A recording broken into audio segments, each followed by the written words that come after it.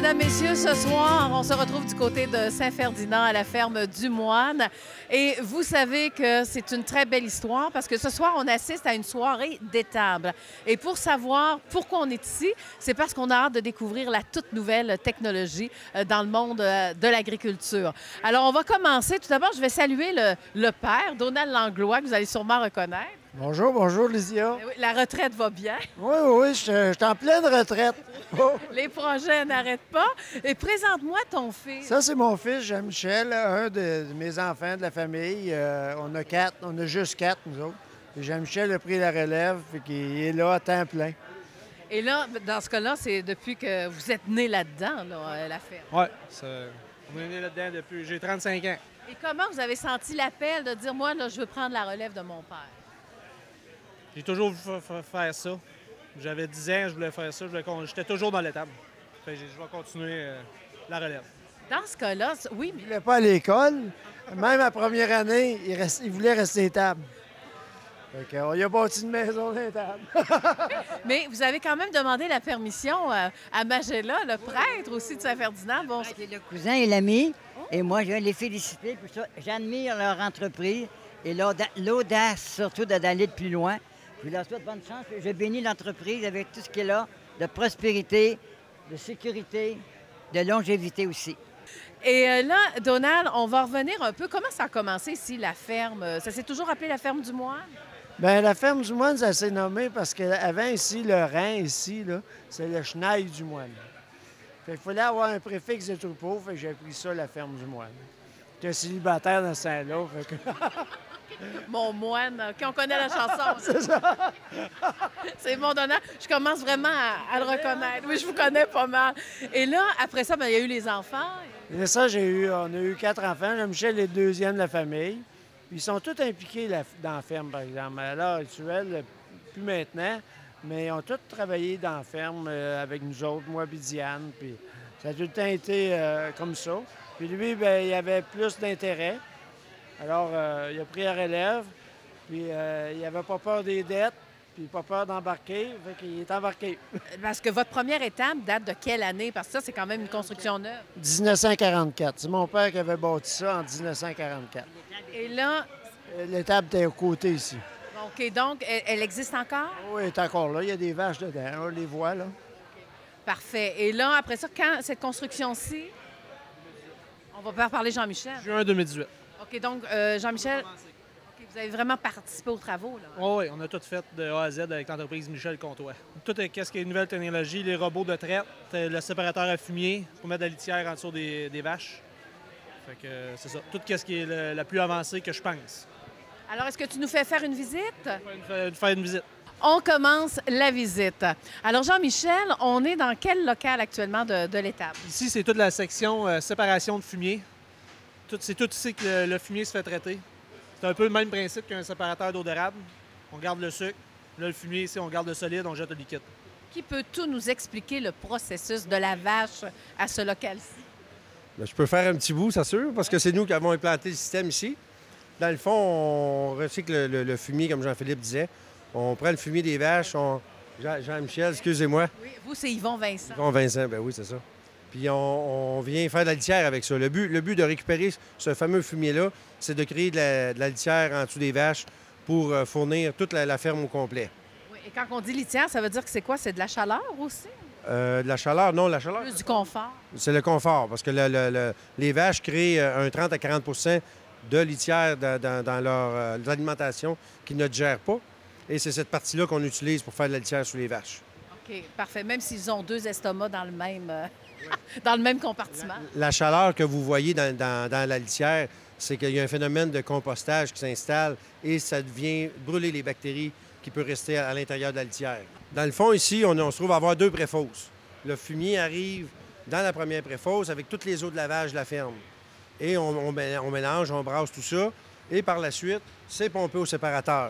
Le séparateur, lui, il se trouve à enlever le solide, le liquide. Et le liquide vient dans une deuxième préfosse. Et on fait toujours les mêmes recettes à chaque jour. Mais comment on a décidé d'inventer ce système-là? Parce que c'est vraiment c'est formidable, là, parce que autrement, ça serait de la pollution. Hein? Bien, la pollution, non, ça sert toujours de fertilisant. Nous, ce qu'on vient faire, c'est qu'on vient faire une alternative entre les deux. Avant ça, le fumier, il partait de la ferme, il était expulsé à l'extérieur dans une fosse. Maintenant, il faut faire une petite vie supplémentaire entre les deux. Donc, on vient ajouter une vie supplémentaire au produit. Donc, faire plus avec moins. Oui, bien c'est ça, c'est dans ce sens-là, je disais. Maintenant, tout est récupéré, dans le fond, aujourd'hui. Là. La pâle et la rip. Voilà. Et moi, ce qui me surprend, c'est qu'il n'y a aucune odeur. Hein? Ça sent... Pourtant, ça vient de la ça vient de la vache, là.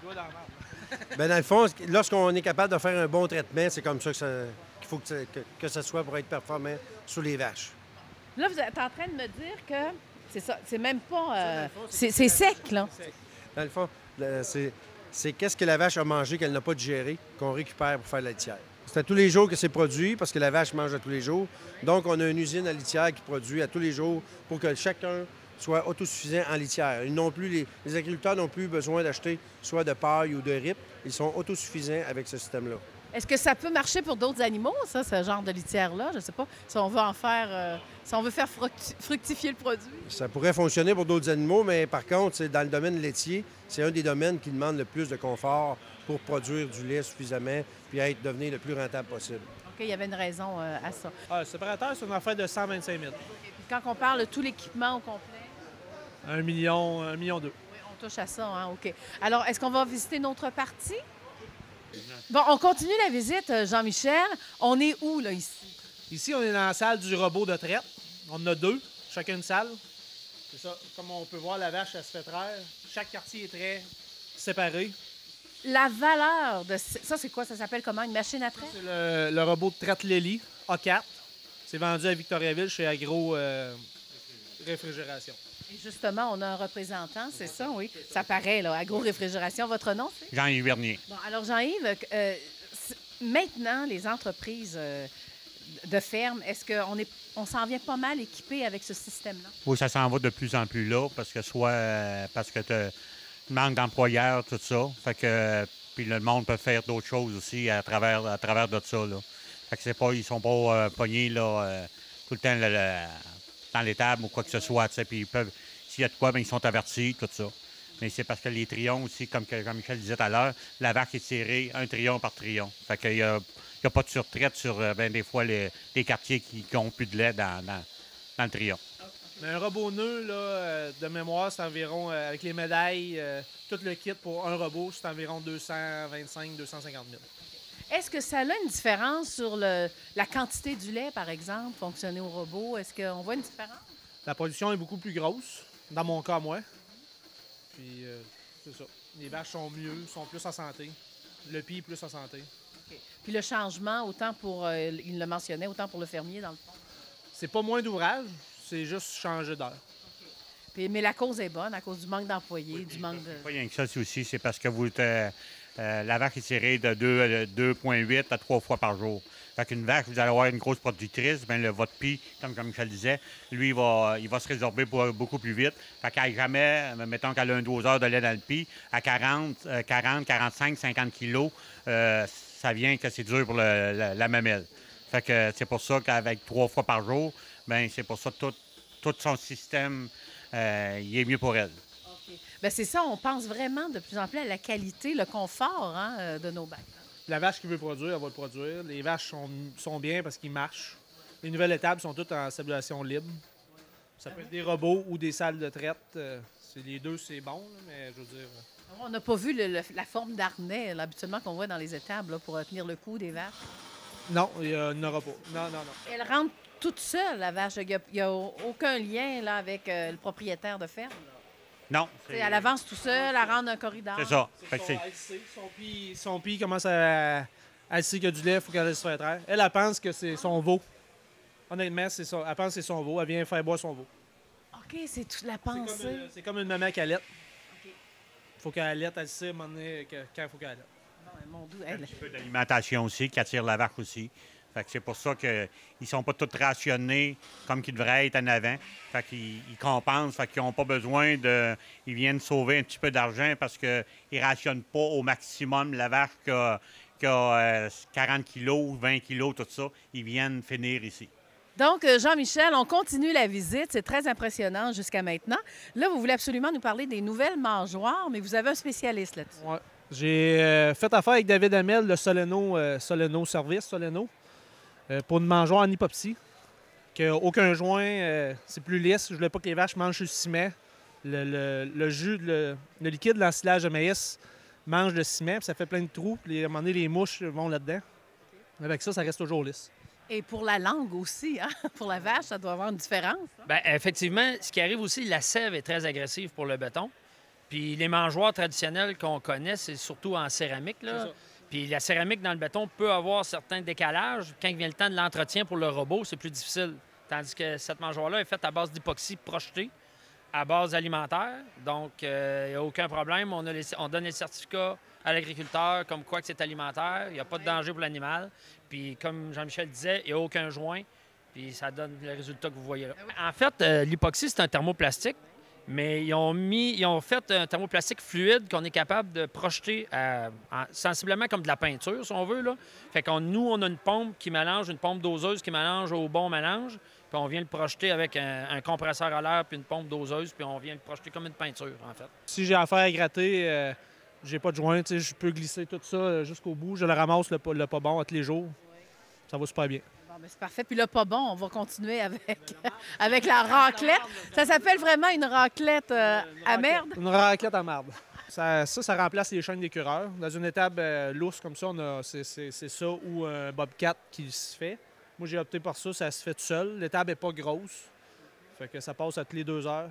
Ça amène la marde tout au bout. Après ça, c'est mon système de séparateur fumier qui vient chercher la marde pour faire le traitement. Oui, à un moment donné, il faut quand même laver. Est-ce que vous lavez vous-même? Comment ça fonctionne? Pas ça, non. Je lave pas. Pour les saler. Le saler, ça. Je lave ça une fois de temps en temps pour la décrotter, mais sinon, c'est toujours à l'état comme ça. Parfait. Alors, on va continuer. Là, je vois ça, c'est une... oui, vas-y, continue. Ici, j'ai installé une brosse à la vache Lily pour que les vaches se font brosser. Ça les détend, ça l'ôte le stress, font un petit peu plus de lait. Puis, ils sont bien. Oui. Qu'est-ce qu'on est en train de montrer comme image, là? Ça, c'est pour le madaille. C'est ça qui dit au robot, tant que pour la traire, quel numéro de vache, où qu'elle est dans son stade, tout.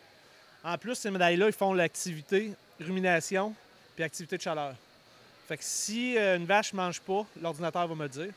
Ça veut dire qu'une vache qui est malade ou si elle est en pic, elle fait une chaleur à court, là, elle va me dire le bon moment pour l'essayer, pour que le taux de gestation soit plus élevé. Ça veut dire que chaque vache, vous savez où elle est et qu'est-ce qu'elle fait. Oui, c'est ça. Maintenant, Jean-Michel, des fois, on a l'impression d'être dans une prison, mais c'est pas les portes d'une prison. Ça, c'est vraiment un rideau d'air. Okay. Ça isole, on sent pas la fraîcheur. Puis l'été, ça marche avec la température. J'ai un ordinateur qui contrôle. Ça baisse tout dépendant. Tantôt, il est ouvert. Là, il va baisser. L'été, il va jusqu'à ta terre. Puis toutes les fans vont runner en même temps. Fait que si j'ai mettons, un ballon peut baisser de 2 pieds, j'aurai peut-être 3 fans qui vont runner. S'il baisse encore un petit peu, les autres fans vont partir. C'est tout calculé individuel. Et ça fonctionne encore par l'informatique? C'est ça. Puis tout dépendant de la chaleur. On veut toujours qu'il fasse plus frais possible dans l'étable. Fait que l'été à plus 30, s'il est à terre, toutes les fans run. Puis si on a opté pour la ventilation transversale, ça fait qu'il n'y a pas de mouche sur les vaches. Le vent circule sur le même sens que les vaches sont couchées. Jean-Michel, on vient de rentrer vraiment dans l'étable où ton père a grandi. On se croirait vraiment dans un autre monde avec ce qu'on vient de voir. C'est où que mon père a grandi, où que j'ai grandi. C'est ça, c'est vraiment l'autre monde. On voit un vieux pipeline. Toute l'installation est encore là. J'élève mes tares dans ma vieille partie. J'ai fait une partie neuve pour les tares lousses quand même, en 2013, pour préparer pour la relève de 2018. C'était tout setupé. Pour pas perdre de vaches, ils étaient tous habitués lousses, à manger lousse. Fait que là, on en met encore parce qu'on manque de place. Fait que là, le prochain projet, ça va être de défaire la vieille table puis la transformer lousse. Puis quand j'étais jeune, c'est moi qui faisais les trains-là. On pognait la pelle, puis on mettait ça dans un chariot, puis on grimpait le chariot en l'air, puis on allait le domper sur le tas. Là, ici, c'était facile avec les chaînes, mais c'est un système qui marche encore très bien. Puis il se vend encore. Là. Pour des étables lousses, c'est encore toutes des chaînes comme ça. C'est les stalles où on tirait les vaches. Les vaches étaient ici, l'abreuvoir, ils mangeaient en avant. C'était tout sur le ciment, un peu de tapis de robeur partout. C'était pas le full confort des vaches. Le manger, bien, c'était distribué ici à la... C'est ça, c'était en avant, direct sur le ciment. où que j'ai mis l'époxy pour pas avoir de plein de petits trous, pour faire une plus belle mangeoire. Ça a pris combien de temps construire la nouvelle étable, la ferme? Les débuts de travaux ont commencé le 11 juin 2018, puis on a commencé à tirer les vaches le 4 décembre 2018. Donc, c'est quand même allé assez vite là, pour la ferme du Moine. Oui, c'est ça. On a bâti ça avec l'entreprise Michel Comtois, avec son gars Nanou, Yannick. Puis c'est ça. Alors, en guise de conclusion, maintenant que vous connaissez la ferme du Moine, alors qui se retrouve évidemment à Saint-Ferdinand, l'adresse exacte, c'est la route des Chalets, je crois. Oui, 1595, route des Chalets. Parfait. Maintenant, Donald Langlois, là, quand on regarde un peu le recul, parce qu'on a même visité l'ancienne ferme, la nouvelle aujourd'hui, non, mais c'est une fierté de voir ça, là. Ben oui, c'est pour nous autres, c'est la relève. Hein? Puis la relève, faut travailler avec eux autres. Puis moi, j'ai 4 enfants, puis je suis fier de mes enfants. Puis je suis fier de Jean-Michel qui ait pris la relève. Puis ça prend beaucoup de courage pour investir des gros montants de même. Ça prend de l'aide aussi. Puis nous autres, les parents, bien, on est là en arrière, puis on aide nos enfants, puis c'est notre grande fierté. Ils sont en santé, merci le bon Dieu pour ça. Fait que, puis Diane et moi, on est fiers de ça. Bien, merci en tout cas de nous avoir fait visiter cette magnifique... Parce que c'est une entreprise. C'est une entreprise, c'est ça. Puis je pense pas que ça est fini. Il y a encore d'autres projets. À cet âge-là, ils ont des projets. Ah, c'est des Langlois après tout, hein? Ah, ben c'est peut-être que... Non, je pense que oui, c'est des Langlois, mais les jeunes ont du gaz aujourd'hui, puis nous autres, c'est différent. On avait du gaz aussi, mais aujourd'hui, les jeunes, ils n'auront pas le choix de faire ça, par exemple. Je pense que c'est l'avenir. Parce qu'on nous disait souvent, si tu n'agrandis pas, tu vas à ta perte. C'est encore ça aujourd'hui. C'est ça. C'est comme aller en vélo, hein? Si tu arrêtes de pédaler, tu arrêtes. Fait que faut que tu continues à pédaler. Alors, on continue. Ça vient de faire une très belle conclusion. Rien à rajouter. Merci, Donald Langlois. Merci, Lysia.